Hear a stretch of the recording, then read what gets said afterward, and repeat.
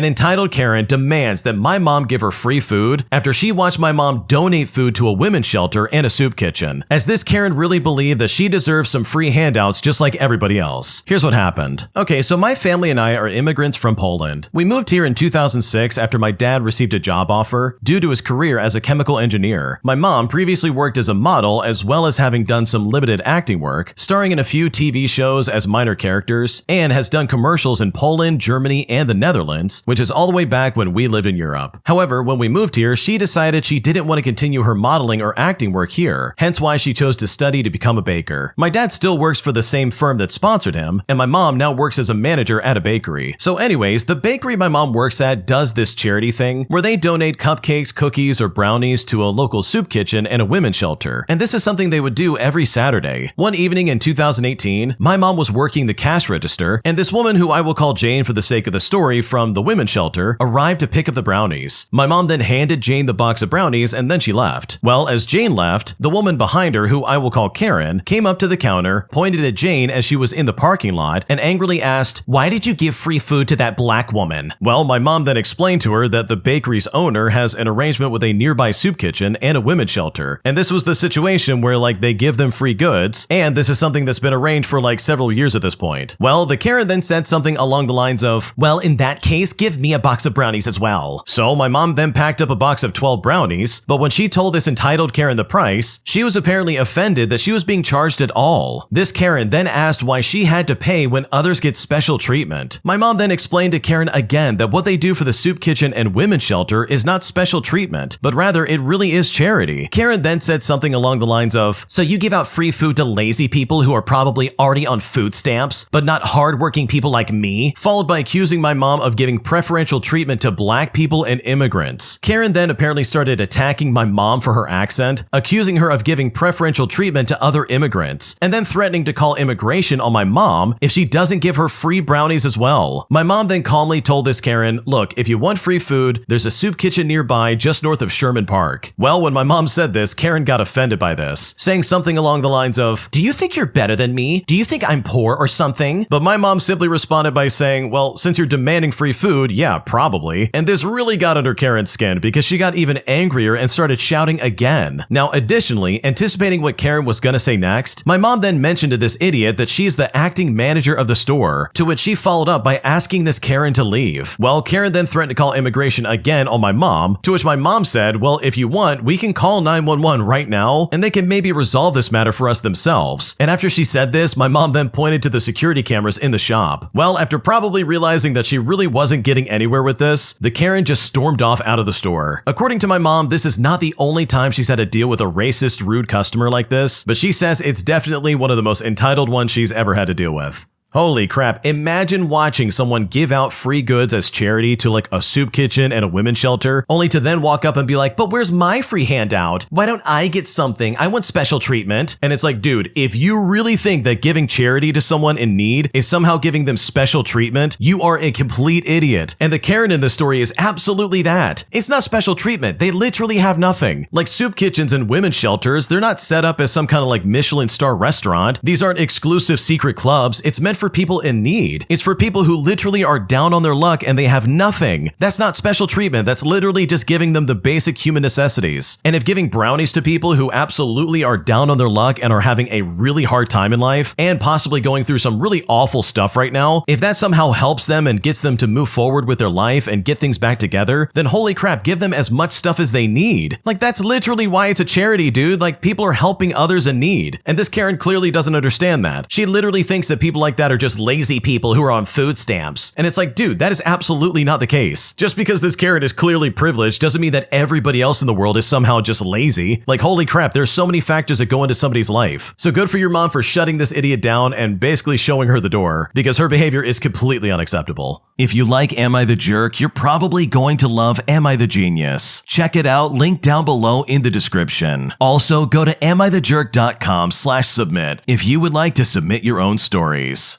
Today, I'm considering moving out once my lease ends, as I find that my roommate and friend is absolutely insufferable to be around. And I'm honestly not sure how to go about doing this because this guy has a tendency to play the victim pretty hard. And at this point, I just don't know what to do. Here's basically everything that's going on. Okay, for a bit of context, we are both in our final year of grad school. We're in the same program and we're pretty much with the same group of friends. In short, this guy really drains my energy. He's extremely insecure to the point where he's often insufferable to be around. For example, he blatantly lies and tries to intimidate others. He'll often say stuff like, "Oh, shut up. Listen to me. I have a really bad temper." Or he'll say, "I've beaten people up before." I understand why he's so insecure. I mean, every girl he's liked has turned him down. He also doesn't have a job while the rest of us in the friend group do. And overall, he just doesn't have his life together. And as a side note, he had a job, but he got fired for not showing up. He had a phase where he was getting drunk by himself in the middle of the school week, even though he has stopped doing that. He's always talked about himself, his life, and wants friends who are really close and really loyal. To be honest, I already have friends like that from my previous college and high school, and I don't really want to be that tight with him at all given the sides of him that he's shown me. He's even said several times that everyone ends up abandoning him when talking about his friendships. Now, I do feel kind of bad for him, but I have a busy life with school and work already, and family issues that I won't even get into that make my life stressful as it is. I don't have time for his garbage. I've told him he should go to therapy and he has agreed, but never really gotten around to doing it. There's a good chance that either one of us will move out of our current city when we graduate, but we are both trying to stay in our current city right now, and I really just didn't know that he would turn up to be like this. We knew each other for like a year before living together, and I just didn't see that side of him, so I couldn't expect this. So how should I handle this? Because right now I just don't know what to do. Okay, honestly, in this situation, I would just be as straightforward as possible and basically say that you're not sticking around once the lease ends. And if he asks why, be like, "Oh, I just want to live somewhere else," and then that's the end of it. And I think it's really important to note that no matter what you do, there's a high chance that you're probably going to offend him by moving out, but based on the way you describe this guy, I guarantee you that's probably going to happen no matter who's living with him. He's going to try and be like, "Oh yeah, another person has abandoned me." But it's like, dude, you are literally the reason why people walk away. You're insufferable to be around, you're annoying, you're projecting your insecurity literally all over the place, and it's like, dude, someone can only live with that for so long until they want to lose their mind. So hopefully all this goes well, because this really should be an easy and like simple transition. And I guarantee you, once you find anybody else, your home life will be a lot easier, and I'm sure things will be going a lot smoother. My homeowners association demanded that I remove my unauthorized structure, which by the way is just a planter box for some plants I'm trying to grow. So I did exactly that, but I decided to take things a little bit further, as I got revenge on these people by setting up a huge garden in our shared common space. And the best part about it is that there's absolutely nothing these people can do about it. Here's what happened. Okay, so I own a condo in this complex in Arizona. It's a small place and it's a ground floor unit with a tiny patio area that backs onto the shared courtyard. About 8 months ago, I built this little herb garden set up on my patio. Just some wooden planter boxes that I made, maybe 4 feet long, 2 feet wide, all raised up on legs so they're like waist height. I planted basil, cilantro, cherry tomatoes, that kind of thing. It was honestly super simple. Well, last month I got a letter from the homeowners association. Apparently someone reported my planter boxes as an unauthorized permanent structure and that I need to move them within 14 days or face daily fines. I went to the homeowners association meeting to argue about it, and I even brought photos showing the planters and how they're just sitting on the patio. They're not attached to anything and they're completely removable. Well, the board president said that it didn't matter. Anything over 18 inches tall requires approval, and I never submitted the paperwork. I then asked if I could submit approval now, and she said no. I already violated the rules by building first, so now I have to remove them and wait 6 months before I can reapply. I said to her, "That's ridiculous, they're just plants." But she said that rules are rules, and if they make exceptions for me, then everyone will want an exception. So I removed them. I took the planter boxes completely apart. I took all the soil, all the plants, everything off the patio. Then I replanted everything directly into the shared courtyard space. You see, the courtyard is common area, which means any resident can use it and garden inside of it as long as you're not damaging the existing landscape. It's in the bylaws, and I definitely checked just to make sure. So now, instead of 4 small contained planters on my private patio, there's a sprawling garden taking up about 40 square feet of the courtyard right in front of everybody's view. Cherry tomato plants plants spread out everywhere, basil bushes getting huge. I added peppers and zucchini since I had more space, and I even had some stuff going along the whole walking path area. It's been 3 weeks and I've gotten multiple complaints. The board president even came to my door yesterday, absolutely fuming. She said that I'm monopolizing common space and I'm creating an eyesore. But I said I'm just using the common area for gardening, which is explicitly allowed. She then said that I'm being deliberately difficult and everyone knows I'm doing this out of spite. But I said I'm just gardening, which was never the problem. The problem was having unapproved structures on my patio. And guess what? I don't have any structures on my patio anymore. She said that I need to reduce the garden size. So I asked her to show me where in the bylaws it specifies how much common area one resident can garden in. And yeah, as you can probably guess, she couldn't do it. So now she's trying to call an emergency meeting to create a new rule limiting common area gardens to a reasonable size, but she needs a majority vote, and at least 3 other residents have told me they think the whole thing is funny and won't vote for it. Now, my mom says I'm being petty and I should just put the planters back on my patio and deal with the fine, but why would I do that when this is completely within the rules? Because as far as I'm concerned, these people absolutely deserve to get shut down.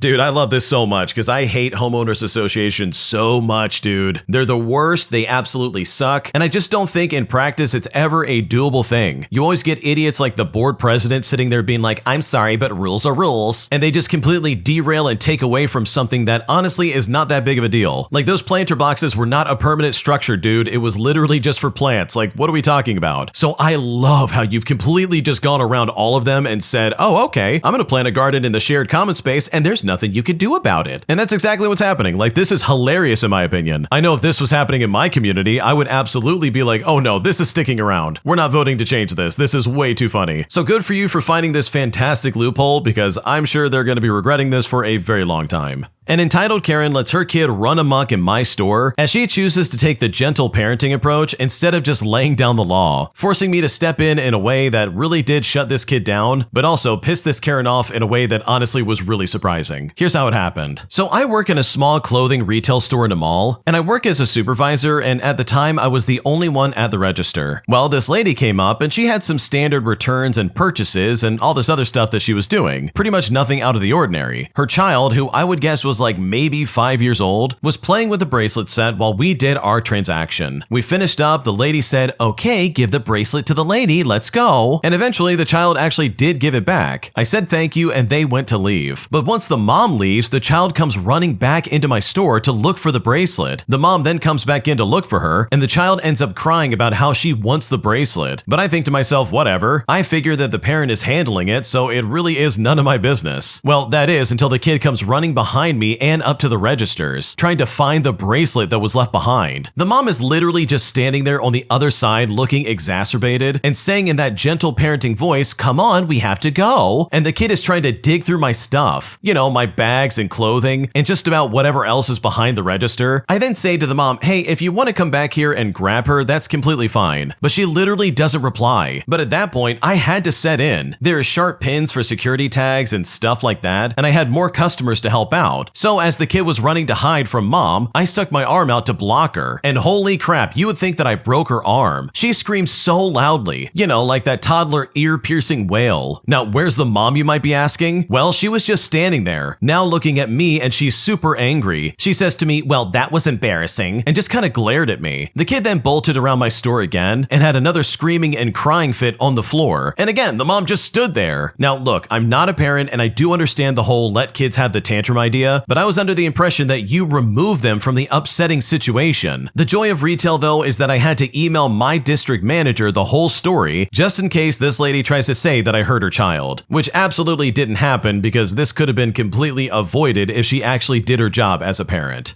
Okay, as someone who's worked retail as well as like the restaurant business in general, I can confidently say that gentle parenting just doesn't work. Like, that crap is absolutely coming from people who just don't want to parent their kid and they don't want to give any kind of structure for children. And in the long run, they basically let the child set the pace of what is and isn't okay. Like, holy crap, you're not going to be their best friend. Just be the parent and tell them no and put them in their place and actually correct them. That's the only way they're going to learn. And also, in my opinion, I think there's a direct correlation between iPad kids and gentle parenting. wedding, and no one can tell me otherwise. Like, it's almost like mommy and daddy don't know how to parent their kids, so they're like, okay, iPad, you take care of it. We're gonna let the tablet become our babysitter. Like, dude, give me a break. So honestly, I don't blame you for clotheslining that kid to get them to stop because they were being obnoxious and it needed to end sooner than later. Today, I realize I might be losing my upcoming wedding venue simply because my mom is pressuring me to change it just to meet what she wants. And at this point, I'm very frustrated because I just don't know what to do. Here's what's happening. So to begin, I'm looking to have my wedding next fall. And I'm actually already legally married, but it's still an interesting story. My husband and I applied for the marriage visa in January of 2025. And we got the first part of our visa approved on January 31st. I travel to his country, which is South Korea, frequently, and I'm going back in December. After that, we're hoping for the visa process to move along smoothly. We had some visa mishaps prior to getting married, and it's honestly been incredibly draining. We aren't together at the moment, and I have been depressed for like the past 3 years. If this doesn't work out, then I'm planning on moving to South Korea, and I'm sure as you can see, this is a very tough situation. I did have a wedding in South Korea for my husband's family, and my dad attended. My mom couldn't make it due to her phobia of flying, which I completely understand. The wedding consisted of about 250 people, and mostly all of them were people that I don't really know. The wedding was very nice, but wasn't exactly what I expected. It was basically a show. I wore a beautiful dress, I met people I don't really know, but they all seemed to love and care for me, and all these people were rich and highly influential people within South Korea. It was an amazing wedding, but it's not really what I wanted. I felt like a little doll, and well, I disassociated the entire time, because this was a wedding for my in-laws, and it wasn't really for me. I don't have a deep emotional attachment to the wedding, but it's just something that I experienced. When my husband comes back to the United States this upcoming year, we want to have a small wedding consisting of about like 60 people in total. I really want it to be small in scale at a lovely restaurant and during the fall since it's my favorite season. I really love this beautiful, classy Italian restaurant and I want everyone to have nice, delicious food. My husband and I would be the ones paying for the wedding because since I was a child, my mom always told me that she can't afford to pay for my wedding. So I had the mentality that I'm paying for my own wedding. On the other hand, my mom wants me to have the wedding at an upscale venue during January through March. That specific wedding venue has cheaper deals over the winter months since it is not really a popular time to get married. So my mom suggested that we can have our wedding this upcoming winter or next winter. But I just know that our visa process won't be done by then. I'm assuming that he won't be home that early. Like we still have to get another part approved and it takes some time to get an interview. As for waiting until next winter, I just don't want to wait that long. I saw the venue last year and it was very beautiful, but I really love the idea of a fall wedding. It's been a dream of mine for the longest time to get married during the fall, and I seriously just love the whole fall vibe and I just want a cozy dinner. Now, I suppose that since my mom missed the wedding in Korea, she wants to make this wedding in the United States what she wants and what she missed out on. But really, that's not what I want at all. While my mom has told me countless times to have the wedding at the upscale venue, whenever I tell my mom that I just want a nice dinner, she gets all upset. She makes a sad or disappointed face and tells me how much better this venue is compared to the restaurant that I want. At this point, with having a wedding in Korea that wasn't really what I wanted it to be, I really just want this to be what I dreamed of. Because truly, nothing throughout this whole visa process and wedding in Korea was what I wanted it to be. I just want this one thing to go my way. I'm thinking that my husband will come back around early spring, and when he does come back, I can't imagine waiting until next winter for a wedding. We have our lives that we want to get started on together, like having a baby, and planning a wedding for next winter just isn't in the cards. And honestly, despite the fact that my mom is pressuring me, it's not something that I want to do in the slightest. Oh man, that does sound super annoying. I can understand what your mom's saying where she's like really implying that she wants something as spectacular as what you had in South Korea, but it's like, dude, let me just do it the way I want it. You've done the big expensive wedding. You've done it where it's like, oh yeah, I'm a doll for other people to enjoy and look at, but this is your chance to have exactly what you wanted when you get married. So in my opinion, if I was in your shoes, I would hold my ground and be like, no, this is the way we're doing it and this is what I want. Because at the end of the day, this is your wedding. And I think eventually your mom will come to understand that because this is clearly very important to you. My classmate is one of the most annoying people on planet Earth and recently has tried to start speaking for me when it comes to setting up a group project, putting me in a situation where I've now unfriended him on Discord, leaving me in a sticky situation because they are literally in my group project. Here's what's going on. Okay, so I totally recognize this is probably just me complaining into the void, but I needed to say it somewhere. For starters, I'm currently dealing with a very annoying person in my religion class. I'm at a college and I'm pretty lonely, so when the person next to me struck up a conversation about the pins on on my backpack, I jumped on the chance to exchange contact information and maybe have a new friend. But yeah, this turned out to be a big mistake. I will preface this by saying that both me and the person, who I will be calling Mark for the sake of the story, we are pretty obviously autistic. And I've got to be honest, I feel bad that Mark genuinely doesn't realize how annoying they are. However, they have been told some of their behavior is disrespectful and they continue to do it anyways. An easy example of this is Mark openly playing video games and scrolling TikTok without headphones in class. Mark also loudly makes commentary on videos shown on the projector and attempts to talk to me during readings, even when told to be quiet. Mark somehow manages to annoy not only me, not only the professor, but I'd wager a fair guess as to them annoying literally everyone they come in contact with. Mark has also presumably even been threatened with getting kicked out of class if they don't shape up, which is why they stop scrolling TikTok but still manages to be a public nuisance. What I'm currently boiling about is how, for some reason, Mark has decided we are close friends after a couple of conversations. I have to be strategic about when I go to the cafeteria because if Mark sees me, Mark will plop themselves down across from me and just start talking no matter what. Let's say I have my large noise-canceling headphones on and I'm looking on my phone or just looking at anything. Well, Mark will think to himself, great, this is the perfect time to talk. Am I actively walking out the door? Oh, don't worry, I'll follow you. I've even attempted to change seats in the cafeteria and in class, but every time Mark just follows me and sits down next to me again to keep talking. Now, I admit that I never directly told Mark that I didn't want to be their friend and to go away, but I feel as though I have given pretty clear signs that have been just soundly ignored, causing me to build up resentment. Well, this all came to a head on Thursday when we were told to pick groups for our final project of the semester. Immediately, Mark spoke up saying, oh, me and the original poster will team up. And it's like, excuse me, I never agreed to do anything with you. Throughout the entire class, even as I spoke to other people individually, Mark kept repeating that we're gonna work together. And it's like, dude, you never asked. You never asked if I was alright with any of this. They were so annoying that we eventually ended up in a group together anyways, because nobody would take them, and nobody would take me because of the association. I ended up unfriending them on Discord afterwards, and legitimately less than a minute later, they direct messaged me asking if we were okay, if we were still friends, and what they did wrong. When I didn't respond, they even asked what specifically they did wrong so they could avoid it next time, which I also just ignored because I couldn't in good conscience respond by saying, well, everything. So am I insane? Am I being selfish? I still have to do this project with them, but I feel like I don't deserve to be their minder just because I was polite to them a couple of times. It hurts so badly because I see myself in Mark. My middle school self was almost exactly like them, but I've grown up and I studied how not to make other people comfortable. Sometimes I still screw up, but when I do, I own up to it and I apologize. But Mark has never done this. And eventually, there comes a point where it's not the inability to pick up on social cues, but instead your active, wishful thinking. We barely know each other. Of all the things they've done and I've let them get away with, they crossed the line when, intentionally or not, they took my voice and tried to speak for me. And honestly, I simply will not let that stand. Okay, dude, I completely understand where you're coming from because this sounds obnoxious. And I'm right there with you. I don't care who you are. The second you start speaking for me is the second I'm gonna get really frustrated. So good for you for setting boundaries and just taking a step away from this person. I think if I was in your shoes, I probably would have waited until the final was over and the group project was done, because unfriending them now before the group project is done is probably gonna make things a little tricky. But also, you know the situation way better than anyone listening, so it's totally understandable that you did it now. Because from the sounds of it, Mark is incredibly unregulated, and that is definitely not your problem.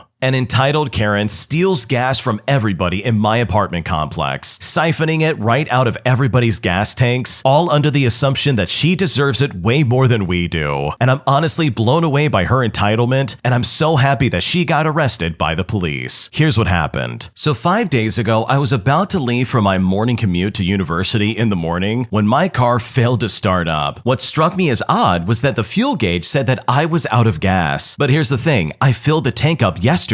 I told my mother what had happened, and she allowed me to use her car. However, the same issue happened with her car as well. We would find out we weren't the only ones with this problem. As the day went on, the neighbors in the apartment complex faced the same issues with empty fuel tanks, and this is much to their shock and chagrin. This brought some complaints to the management about this incident, so I simply walked to the closest gas station with 2 gas cans to fuel up my car just to get back there there to repeat the process with my mother's car. My father was already at work at 4 in the morning at the donut shop. I missed classes that day and had to self-study on the topics I struggled to understand. I later learned that not all the cars had their gas stolen. I think the cars in the front parking lot were the only ones affected. That parking lot is the smallest one out of the 7 in total, and it's the only one not gated. Just this morning, the culprit was caught by a neighbor who decided to look outside for some reason and saw her siphoning gas from a car. Well, he called 911 and the police put the cuffs on her. From what my other neighbors claim, the woman siphoned gas so that she wouldn't have to pay for it. Her defense was since we could pay rent, we could also afford to simply give gas away. Now here's the thing. For a 3-bedroom and 2-bathroom apartment for families, the rent is $1,400 per month. A lot of my neighbors were employed in low-paying jobs, which limited their monthly spending, and that included their gas budget. I mean, I remember a man crying because he would be late for work and might lose his job. Plus, he told everyone who comforted him that he couldn't afford to pay the extra $40 to get a full tank. Well, another man fortunately was willing enough to give the man enough money to pay for gas when he was able to fill up his car with a gas can I used to fill up mine. So as a result, this lady was being detained at the local police station, and hopefully we never have to deal with her ever again. Wow, that is honestly like some next level entitlement. The fact that she went into some low income apartment complex and said, yeah, these people don't need gas money. Since they can pay rent, they could just buy more gas. Like seriously, that lady is out of her mind insane. How on earth can that even be justified? Like seriously, you stole from people you don't even know. You took gas right out of their tank, and then you tried to justify it like you're the Joker from Batman. Like, I'm sorry, that doesn't work in this situation. Now, according to the original poster, as well as some of the commenters, apparently this entitled Karen is probably going to be faced with some kind of misdemeanor, especially when you consider some of the state laws in the state that the original poster's from, which honestly is all completely deserved. Like, what she did is so unacceptable, and I just can't justify that under any normal circumstances. In my opinion, it is never right to steal from other people, and if someone does do something like this, then they absolutely should have to pay for their crimes, whether that's paying the money back for the gas that she stole, or even doing like jail time, because this is so inappropriate. Not to mention the lost wages that some of these people probably ran into. And the original poster had a full tank of gas. I think I would have lost my mind if that happened to me. Like, I don't know about you, but gas prices are already expensive enough. So thankfully, something's being done about this weird entitled Karen. And hopefully this never happens to the original poster or their neighbors ever again. If you like Am I the Jerk, you're probably going to love Am I the Genius. Check it out, link down below in the description. Also, go to amithejerk.com/submit if you would like to submit your own stories. Am I the jerk for not wanting to take my friend to work anymore after I quit the job that we both used to work at? Here's what happened. So I've been driving my friend to work every Monday through Friday since about July of this year, and I don't want to do it anymore. We both got hired on at a job at the same time, and we hit it off right away. She even said that she expected us to become best friends very quickly, and you know what? We did. When we talked more, I discovered she didn't have a car and would ask friends and families for rides or just pay for lifts to get to work. I knew it cost her a lot of money on top of the bills that she already had, so I offered to drive her instead. She lives on the way to the job from my house, so it just made sense for me to make a small detour and pick her up in the mornings. She agreed to give me $20 each week for gas and snacks, which was way less than she was paying for a single ride through Lyft, and this was honestly no biggie. Well, that is until I quit. To be fair, I told her I understood my quitting would put her in a really bad situation, since she depended on me to get her to work, so I agreed to keep taking her, which would allow us to still hang out too. But here lately, I've been getting really poor sleep and not waking up on time at all. It's caused me to be late a bunch this last week. I actually slept through my alarm yesterday for the first time in a while. When I woke up and realized the time, I called her in a panic and apologized profusely. I told her I didn't know what happened. I just said that I somehow didn't wake up on time and I could rush over and grab her if she didn't already have other means of getting to work. She then became very short with me, said to me that it's fine quite a few times in our conversation, all before ending the call. Now, I totally understand being upset in that moment. You expect your ride to be there and it didn't show. I get it. But she hasn't spoken to me since Friday morning when it happened, and she's not responding to anything that I've sent her on TikTok like she usually does. Now, I'm wondering how she can be this mad at me when I have basically been doing her a favor. Oh, and remember the $20 a week she was supposed to give me? Well, it's only happened a handful of times, and the last time was maybe since July of this year. It's now the first few days of November, and at this point, she should have given me about $300 for all the weeks that I have driven her. But you know what? I actually just checked my transaction with her on Cash App, and I found that she's only sent me about $120. That leaves about $180 that I'm still owed, and she's probably going to tag another $20 on this week. I also don't appreciate how a lot of the time, she gets in the car and is constantly on her phone with someone else. Sometimes she doesn't even speak to me until I get her to her job, or even back to her house, and it's usually only long enough to say goodbye. So not only am I giving you heavily discounted rides, if not free rides altogether, but I'm also your impromptu chauffeur, which is just great. So much for hanging out, right? So as you can see, this is clearly not working. Before we go any further, the original poster actually has an update to the story. Here's what they had to say. Well, after reading some of the comments, I realize I've been giving her way more than I should have, and she is not very grateful for it. But most importantly, she isn't really my friend in the slightest, which is something that I think I slowly figured out. Here's how the conversation went this morning. I said to her, "Hey, I wanted to let you know I can't take you to work anymore. It's hurting me financially, and my sleep quality and my energy are really poor right now. I'm exhausted, and it's not fair for you to have to be late because you're waiting on me. I hope maybe one of the people that works there that lives near you is willing to be able to take you, because honestly, I just can't take it anymore." She responded by saying, "Well, I kind of figured it was going to happen." And that was the end of the conversation. She didn't say something like, "Thanks for the help while you could, I really appreciate it," or something like, "Oh, it's okay, I'll figure something out." Nope, nothing like that. I just got that lame response instead. I still hope she figures it out, but she is absolutely not invited for Friendsgiving anymore, that's for sure. And I'm not even going to be fishing for a thank you or dignify any kind of response from that, because honestly, she really was using me, and thankfully I figured that out sooner than later. It is really nice to see that the original poster figured this out sooner than later. Like, first of all, you are not the jerk in this situation. Your friend, or should I say former friend, was absolutely using you left and right just to try and get some kind of ride out of you. And you know what? While you work there, I can see this absolutely working. Like, for me personally, I would be willing to give a coworker a ride to work if they worked there with me and we were good friends. And it sounds like the two of you were friends at one point. But once you quit your job is honestly right when you should have said, "Hey, I'm not going to be able to give you any rides anymore." Because, you know, I kind of quit my job after all. The fact that you agreed to still give her a ride to work, even though you didn't work this place any longer, was a big mistake and a massive waste of your time. That's no longer you trying to be a good person. This is you getting walked all over and just being a people pleaser, which in my opinion is a massive negative quality. Like, that is not a positive thing in your life. And it's also really unfortunate that she owes you so much money. Like, she definitely owes you about $180, and it is so unacceptable that she didn't pay you on time or at all in some cases. So no, you are definitely not the jerk here. Your former friend was absolutely using you, and you did not deserve to get treated in the way that you did. Would I be the jerk for reporting a gym attendant after they did nothing about a guy kicking me off a machine? Here's what happened. So to start things out, at 9 in the morning this morning, I went to my local gym. I did 5 minutes on the elliptical machine and then went to switch to a rowing machine. There were 2 machines and both were vacant when I walked up, and I decided to choose the one closest to me. I adjusted the seat, the weight, I sat down and did a light stretch before starting the first set. I then was accosted by a middle-aged man who waved me down about 30 feet away, saying to me, "Hey, get off of there, that's my machine. I'm using that, get off right now." Having sat down at the machine with no one near it, and with no one's belongings on it or near it, I explained that I'd gathered that it was not taken or reserved. Well, he continued to complain that he had still been using it despite walking away, and angrily demanded I switch to the other vacant machine not even 5 feet away. Now, neither machine had electricity, so it's not like he was recording his stats or anything like that. I explained that having already sat down and adjusted the machine, I would be done with my set shortly, and that he should feel free to use the vacant machine himself. He then yells a bit more and calls over the attendant, and then gives off a belligerent rendition of how he was just walking around the gym in between sets, and somehow I jumped in. I reiterated that the machine had been vacant when I approached it and sat down. Well, the attendant didn't clarify any of the rules or etiquette, but seemed to side with the man accosting me, saying only the words, "Oh, I see what you're saying," in an aside to the man, and leaving it at that. Aware that this situation is continuing to cause a scene, and it would appear that I'm not going to be helped by the attendant, second, and being outnumbered and pressured to move, I stood up, shook the man by the hand, and switched machines, wishing him a good day. The attendant returned to his station without any further involvement, and I returned to focusing on my workout. The other guy also returns to his, but loudly starts muttering to himself in the vicinity. He says that I should be having some kind of respect because he was born in America, as well as other derogatory remarks, calling me a jerk amongst other things. I finished my set, took the name of the attendant on the way out, and then I just left. Now, I don't blame the establishment for the patron's racist sentiment, but I also don't feel like I was going to get help from the same guy that did absolutely nothing to stop the absolutely unnecessary confrontation. So honestly, would I be the jerk if I wrote a formal complaint after the gym attendant did absolutely nothing about this guy kicking me off of his machine? No, you absolutely would not be the jerk in this situation. That gym attendant did nothing to assist you. They just saw this one guy screaming and making a fuss about you taking a spot that he clearly abandoned. He very obviously took this guy's side and did absolutely nothing to mitigate the situation. Like, that is seriously such an awful way to conduct business, and in my opinion, if I was in your shoes, I 100% would be reporting that gym attendant for not doing their job or at least playing favorites. Also, on that note, I really hope you report that other guy for making those awful remarks about you. For reference, the original poster is 30 years old and they are an immigrant. So the fact that this guy would run up and be like, oh, you gotta respect me because I live in America, as well as some of the other derogatory remarks that this guy made towards this guy, is really awful and absolutely should be reported.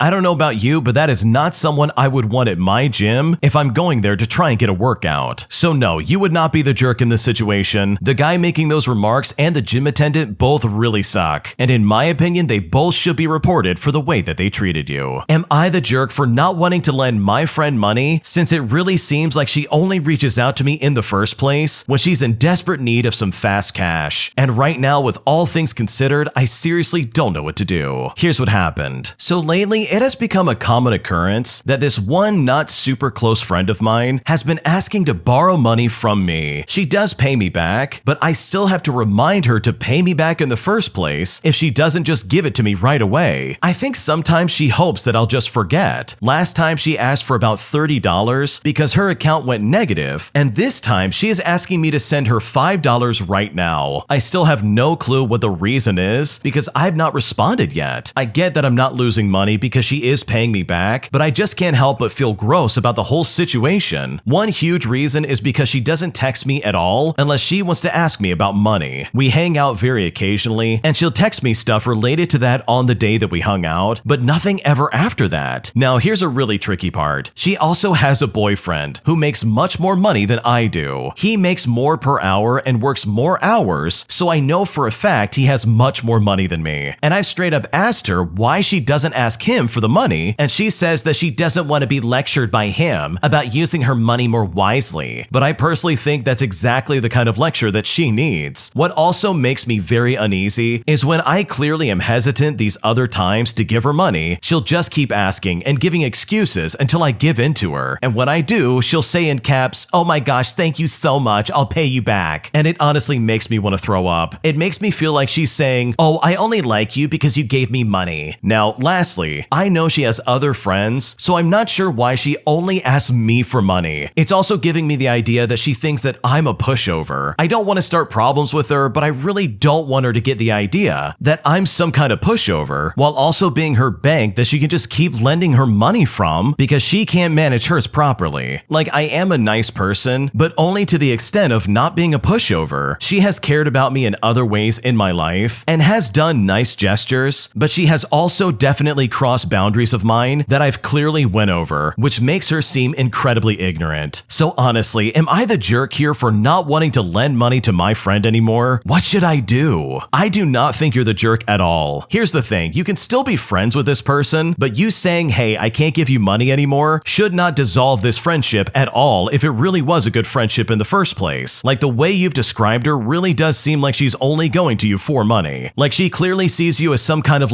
get out of jail free card, whether it's just for some quick cash or stuff like that. She really does go to you to try and get money so that she can save her skin. And hey, I get it, we all are in a pinch sometimes, but the fact that she keeps doing this and doesn't have the decency of paying you back on time, that in my opinion is really inappropriate, and that is a massive red flag. Also, this lady has a boyfriend. Why on earth is she going to you asking for money when she should be going to her boyfriend and trying to get that figured out? And you know what? I completely agree with the original poster here. It really does seem like she needs some kind of lecture or some kind of intervention to say, hey, you need to be better with your money. Now, here's the thing. If this happened once or twice, it really would not be that big of a deal. I mean, friends borrow money all the time, but it's the fact that she does this constantly and it's starting to become a problem for you. That's where I think she really crossed the line, and this absolutely needs to be corrected. So no, I don't think you would be the jerk for telling her, hey, I can't give you any more money. I think it's completely reasonable for you to put your foot down in this situation and tell her straight up that you cannot give her any more money, because what you've described sounds really sketchy, and it really does seem like your friend is definitely using you. I have a huge crush on my boss after going through a really bad breakup of almost 6 years, and now I'm considering asking him out, or at least try to pursue some kind of relationship, and I'm now at a loss as I seriously don't know if this is a good idea or if this is going to cause me problems. Here's what happened. So to start things out, I went through a traumatic breakup in July, and this was a 6-year relationship that fell apart. We lived together and it was extremely unexpected. I am only just really in the last month or 6 weeks starting to feel okay by myself. My life has changed a lot since then, and I've put a lot of work in to make new friends, do more, and work on myself, as well as work overtime at my job. The working overtime has led to a huge crush developing on my boss. For reference, I'm 23 years old and my boss is 28 years old. He's my line manager, so not technically a real manager, but still my manager. He's not my type at all. He's really the complete opposite of my type, but I feel so drawn to him. He's quiet, thoughtful, and dresses really well, and he has really good morals. The crush has really grown legs and ran away from me, and I have no idea whether there's a chance of it developing any further, but I'm honestly enjoying it so much. I'm really loving having someone else from my mind to default to when I'm bored instead of my ex. It's helping me to go about my life with a new energy, as well as get excited about things more, because I'll tell him and show him things that I've done. Also, before anyone would ask the question, yes, I do have daddy issues. But really, I just wondered whether this is gonna be okay or not. I know no one is a mind reader, but he has shown some signs of interest. Whether that's on a friendship level or more, I can't really tell. I did see him on a dating app, so I know he's single. I don't know if I'm ready to start any type of relationship anytime soon, but I think if this did pan out, it would be a very slow burn. So maybe it would be easier to continue healing while it happens if it goes that way. How do I even go about letting him know I'm interested without making work awkward if he isn't? Should I even let him know in the first place? Should I try to stop crushing on him? I just really don't know. All my friends think it's very funny because it's definitely the type of behavior I would engage in. I'm a hopeless romantic, and when I fall hard for someone, I fall incredibly hard. It all feels fine right now, but I'm just scared. And at this point, I seriously don't know what to do. Okay, let me just say it first and foremost, I think this is an awful idea. In my opinion, I think it's a terrible idea to date anybody in the office or space that you work in. Like, sure, it can work out, and sometimes it does. But in my own personal life, I've seen things go south really quickly in ways that you would not expect. Like the fact that he's your manager and that you already went through a breakup and you're already kind of lonely and you're dealing with that whole situation, that in my opinion is a massive red flag for yourself that you seriously need to pump the brakes. Like, I really would be cautious about pursuing this any further than you already have. Like, maybe keep things casual and have some kind of like friendship with this guy, but pursuing your manager at work all because you have a crush on him, in my opinion, is an awful idea, and I just don't endorse that in the slightest. Because what if that relationship falls apart? What if he really rejects you in a serious way, and now you're stuck answering to this guy every single day of your life at this job? Like, think about it for a second. You have the potential of ruining your place of employment all because you have a crush on your manager. Like, I really think you need to put yourself in a better perspective and realize that you just got out of a long-term relationship and you had a bad breakup. So maybe that's why you're feeling drawn to people that are unlike your ex. And this situation definitely sounds like a rebound situation in my opinion. So yes, I think this is an awful idea, and you're only going to get yourself in trouble or at least get yourself hurt. And unless you want to try and make your workspace a miserable place to work, in my opinion, I think it would be wiser to look elsewhere if you really want to pursue a different relationship. My entitled friends and roommates refuse to pay rent or the utilities, leaving me solely responsible to pay for everything just to make sure that we don't end up homeless. And I'm honestly blown away by their entitlement. Here's what happened. So you know those friends you have in high school that that are absolute bros, your brothers from other mothers, your ride or die homies? Well, I had 3, and this is a cautionary tale to any young or new adults who might run into this situation. After high school, I moved to a larger city to be near my high school girlfriend. I was there for a couple of years, renting rooms in larger houses, living more or less by myself, and learning how to be an adult. Living by myself got lonely, and since my girlfriend lived with her mom, living with her wasn't an option. So, over the years, my guy friends from high school would one by one fall on hard times or otherwise have a reason to leave our garbage town that we grew up in. Eventually, though, I was living with my 3 best friends. Every adult in my life warned me against it, but these guys were my favorite people in the world. They would not screw me over. Now, to prevent this story from being a 10-page essay, we'll skip past 2 years of living in a tiny 2-bedroom apartment. About a year before COVID started, my girlfriend's neighbor was moving out of his house. We had become friends and often dog sat for him. He didn't want to give up his house in the city, so he was looking to rent it out. And wouldn't you know it, my roommates and I were looking for a place to rent. He offered us a spot at his 3-bedroom house for an insanely low price, $1,750, in a market where a house like this in a worse neighborhood goes for about $1,700. Obviously, we quickly agreed. 2 roommates split the master bedroom for $350 each, and the last roommate and I each had a smaller bedroom for about $525 apiece. Things started out great, but then COVID hit us like a truck. My roommates and I love to play video games, we love to smoke and watch dumb TV shows, so that's honestly what we did. But I had a girlfriend and would spend a lot of time at her house next door, where we'd do chores, take care of her kid brother, and do some school and work. My roommates, on the other hand, all they did was smoke and game and then smoke some more. Eventually, my state announced a moratorium on evictions and finalized our downfall. In the previous years, my roommates each had their own issues holding down a job, as well as paying for utilities and rent. Oftentimes, I was, despite being the youngest, the one that ended up covering missing rent and utilities. And I did this mostly because I enjoy having electricity and also not being homeless. Well, this moratorium set us into a tailspin, because now my roommates had no incentive to keep jobs. At any given time during this whole moratorium, at least one of them would be unemployed. If that one found a job, it was very short order until another one was jobless as well. Now, as previously mentioned, our landlord was my friend, and we were paying no more and no less than his house payments, and he had done us a massive favor in charging us so little. Eventually, rent came up, and since I was the one in charge of paying, I would be the one to talk to my roommates about paying their portion of rent. After the first month, they decided that it was unfair of me to ask so much of them, and simply claimed that he couldn't evict us if they didn't pay rent. I would plead and pester, and eventually, I convinced them to scrape together what little money they had that normally would go towards other garbage. Rent was getting later and later. I was stupid, I was young, and I figured, well, as long as they had a plan for rent, I wouldn't care too much if it was late. Well, rent was never on time, and my poor friend and landlord was extremely financially stressed, but I assured him that it wouldn't be a problem. Eventually, each month was getting more and more dire. They'd have to sell things, I'd have to give them things to sell, they'd stop paying for utilities to pay for the rent. I didn't really care if the internet bill didn't get paid. I had Wi-Fi next door. The internet was shut off for them with relative frequency, but they'd always scrape something together to get it going again so they could game and stream. Bills started piling up to the point where I made a very intricate spreadsheet that kept track of bills paid by whoever did it and showed plainly how much someone was or wasn't contributing towards the household. And this was the thing that finally opened my eyes. I did the math over a couple of months, and I was out thousands of dollars keeping us afloat. In fact, I only recently, about 3 years later, managed to pay off the utilities debt that they ditched me with. Eventually, things came to a head in an explosion that deserves its own post. I will never have roommates again, and I learned an important lesson. Just because some people are your friends, it doesn't mean that their work ethic is anything like yours. And I will never live with anybody who doesn't match my same sense of responsibility. Wow, that seriously must have been a nightmare. I'm honestly blown away that your best friends would act that way, but unfortunately, this is something that really does happen. Sure, these are high school friends that you're really good friends with. You would do anything for them and vice versa. They seriously have your back in just about all facets of life, but here they are blowing their chance at proving their worth. Like seriously, your roommates sound like absolute garbage people. They clearly took advantage of your kindness and said to themselves, oh, it's okay, we're not gonna get evicted. because our friend here is just gonna pay for it. And with this moratorium eviction notice, basically preventing them from getting evicted in the first place, that certainly didn't help any of your problems moving forward. And unfortunately, in times like this, it really does show exactly who really is a responsible adult and who's just there to have a good time and party. Because I really think you have it right. I would rather be around somebody who's willing to be a responsible adult instead of someone who just wants to stay at home and smoke and play video games. Like, they're not contributing anything to society, and more importantly, they're not paying for any of the bills or the rent that's owed. I'm honestly really surprised though, by the way, that the original poster didn't try to, like, I don't know, take their friends to court or anything like that. Like, you had a very clear spreadsheet of what they did and didn't pay. You had it all clearly written out, and I'm pretty sure you could have explained exactly what was going on in that house to a judge if you were given the chance. But honestly, with all things considered, I understand why you didn't do that. You were basically right out of high school. These were friends that you never thought would betray your trust, and you thought these people had your back, so I completely understand where you're coming from. But I think if anything, you learned a very valuable lesson, proving that just because someone's a really good friend doesn't mean that this is someone you would ever want to live with. If you like Am I the Jerk, you're probably going to love Am I the Genius. Check it out, link down below in the description. Also, go to AmITheJerk.com/submit if you would like to submit your own stories. I'm worried that my fiance is cheating on me with my best friend, and I'm now at a loss and I seriously don't know what to do. Here's what happened. So my fiance and I have been together for 4 years. During this time, we did not have any serious problems in our relationship. Yes, we did sometimes have some fights, as it does happen with all couples, but it was never too long or too serious or too often. Over the years, my fiance has also made friends with my best friend, with whom I have been friends with since elementary school. This is a man with whom I went through fire and water with. As a teenager, I saved his life twice. The first time when he started drowning in a village river, and the second time when he took his father's car without asking and drove into a road sign, almost breaking his neck. I thought he was the brother I never had. I had no secrets from him. He probably knew even more about me than my father, and I always thought I knew him better than his parents too. We have never had fights over girls. Even in the 5th grade, we swore that nothing and no one could ever destroy our friendship, and that's why I never ever worried about my friend hanging out with my girlfriend a lot without me. I was convinced that there was just friendship between them. I turned a blind eye to the fact that my friend's things began to appear in our house. One time I found his lighter on the table, and another time I found his smartwatch. I was a little surprised that he was in our house without saying it to me, but like the last fool, I didn't see anything wrong with that. I didn't see that something was wrong, even though I began to notice about a year and a half ago. My girlfriend began to linger at work, decided to go on vacation without me, and I noticed that she was not behaving as usual. After work, she immediately ran to the shower and did not hug me as usual. All this time, I suspected she was having an affair, but I had no proof. My girlfriend was moving away from me more and more, becoming cold and withdrawn, and later I found out that she constantly communicates online with my friend, talks to him on the phone, and she leaves home to walk with him. My friend's attitude towards me has also changed. He started dropping rude jokes in my direction, stopped talking to me about his work and life. He mocked me in front of my girlfriend, and then said that he was just joking. The most annoying thing is that my girlfriend laughed at these jokes of his. He could flirt a little with my girlfriend right in front of me, and if I was perplexed, he replied that he was just complimenting her, and my girlfriend said that I was just too jealous and clingy. And yesterday, my friend and I started mock fights in front of my girlfriend. I, as usual in these mock fights, controlled my strength, but he just broke my nose. After that, he apologized for a long time and claimed that it was an accident. But I was already suspicious. I think my best friend and my girlfriend are having an affair, but I do not know how to bring it to light. And at this point, I seriously don't know what to do. Okay, so first off, I can see where you're coming from, where you might be a little bit paranoid about your friend and your girlfriend. Like, what you've described really does seem like it's some kind of like sketchy situation, and I can understand why you would connect the dots in the way that you have. But with all of that in mind, I think it would be an awful idea to jump to some kind of conclusion, all without any kind of like irrefutable evidence. Like, I think it's a really bad idea to approach either of them and be like, hey, listen, I know you're either cheating on me or you're helping my partner cheat on me, or even make some kind of like definitive statement, all without some kind of like hard proof. I think that would be an awful idea, and it would do way more damage than good. Because what if they are just friends? Like, seriously, what if they're just good friends and they just so happen to be going through like private things individually, and it just so happens to coincide with both of them like being distant from you? I don't think that's totally outside the realm of possibility, and I don't think it would be impossible to say that you might be overreaching in this situation, especially because you don't have any hard evidence. So in my opinion, I would see if I can find something to prove your suspicions right, because without that, honestly, you can't draw some kind of conclusion that isn't there. And I really believe that approaching either of them and accusing them of messing with your relationship is only going to do more harm than good in the long run. Would I be the jerk if I didn't invite my brother to my college graduation after he's treated me like garbage for several years? Here's what happened. So as the title states, I don't want to invite my brother to my college graduation. When we were teenagers, we were very close. We would take walks together just to have time to talk to one another. When I was a senior in high school, he told me that he planned on stopping his classes and attending again next year. I told him that I don't think that's a good idea, since statistically, people who take a year off from classes never go back, and he'll still have to pay tuition, so he may as well try. He got very quiet and didn't say anything further. Well, about a month later, I found out I got accepted into my first choice of university. My brother was the first person I told, and I still remember his exact response. He said to me, "I'll be here to support you when you drop out." And when he said that to me, I was heartbroken. What was supposed to be an exciting moment for me was immediately met with him basically telling me that I'm gonna fail. Well, fast forward a few years to early 2022, and my mother and I had a huge fight after I found out she put my name on a credit card as a kid and never paid off the debt. Well, my brother ran to her aid and called me a lying, manipulative, narcissistic jerk. And my mother and I had already resolved the issue before he called me that. Last week, I told my mother that I did not want to invite my brother to my graduation. She told me that he would be heartbroken if I didn't invite him, and said that he often speaks highly of me and says how proud he is of me. Well, he never said any of this to me, so I told her the things that he did say, and she said that it was ultimately my choice, but that it would probably end our relationship altogether. Our relationship is already hanging by a thread. We only talk on birthdays and Christmas, and anytime I think of him, I only see a person who is waiting for and expecting me to fail. Since my brother lives with our mother, I can't just not tell him when graduation is. I would have to specifically tell him that you are not invited. So honestly, would I be the jerk for not inviting my brother to graduation? This is a really tricky one, because I can see both sides of this very clearly. For starters, your brother is an absolute jerk. He's treated you like garbage, and he's basically said, "Oh, you're gonna fail at college." But here you are, literally proving him wrong on the brink of graduating from university, which is definitely more than what your brother can say. And yes, he has said some awful things to you in the past, and he's done some stuff that really is unacceptable. But with all of that in mind, in my opinion, I think it would be way worse to not invite him to your college graduation than to straight up say to him that he cannot come along. And this is not for the reasons that you might be thinking. While this is a special day for you, and this is a massive accomplishment in your life, I think this can also be a chance to rub it in his face that yes, you did succeed, and no, you did not fail. Like, this would be the best revenge you could possibly give him, by basically showing him up and proving him wrong in a very real and tangible way. Like, why would you want to give up that opportunity to show to him once and for all that yes, you could do it? Because here's the thing, by not inviting him, you're just gonna give him more reasons to hate you, and he would probably hold this over your head forever. But on the other side of that, by inviting him and allowing him to come along, you are at least able to say, if anybody complains, that yes, you did invite your brother to come along to your graduation. This will literally allow you to completely dispel anything anyone could possibly say about you, especially if your brother tries to run his mouth later on about you. You can literally turn around and be like, well, I tried to invite him to graduation, but he clearly doesn't want to show support to me and be a good brother. Like, this is nothing but a win for you, in my opinion. If he does show up, you've got perfect evidence you can rub in his face, but if he doesn't show up, he's gonna seem like an absolute jerk. You can literally use that as a shield if he tries to mouth off against you in any kind of way. But you know what? At the end of the day, this is your decision and it's your graduation. But I really think there are some fantastic advantages by inviting your brother to your graduation. Am I the jerk for going over my professor's head? All because I feel I deserved a better grade than my professor gave me. Here's what happened. Recently, I had to do a literary analysis essay. Admittedly, I put it off until the night before and wrote it while pulling an all-nighter to study for some other things as well. Regardless, as I've always been generally good at literary analysis, I feel that I did well. I got it back at the beginning of the week, and surprisingly, I was given a 70%. The reasoning given was that although the paper itself was good, I had committed the following cardinal sins. I did not include a title, I did not include include page numbers or use present tense, and I didn't use a works cited page. I find the last point to be especially stupid, given I did only reference one text and was only supposed to reference one text, which is the book itself. I did the text citation within the essay itself and didn't feel the need to include a citations page. Using past tense as well, it seems immaterial. The first two, fair enough, but I didn't think that those marred the quality of the paper immensely. Those lapses were a product of my sleep-deprived brain.